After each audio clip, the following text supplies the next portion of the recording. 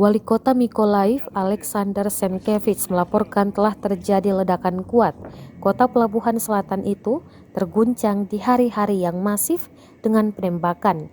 Kabar di atas jadi satu dari sekian peristiwa yang terjadi di hari ke-141 invasi Rusia ke Ukraina.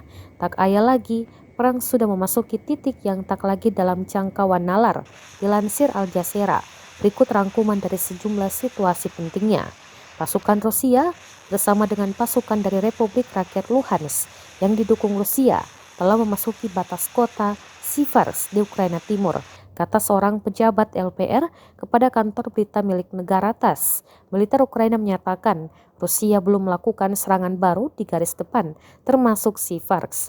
Korban tewas dari serangan rudal Rusia di kota Chasiv Yar telah meningkat menjadi 48, kata Presiden Ukraina Volodymyr Zelensky. Seraya menambahkan itu adalah salah satu serangan Rusia paling brutal dalam perang.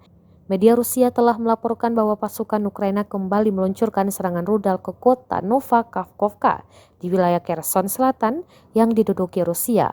Wilayah ini penting dan strategis dan ingin direbut kembali oleh Kiev.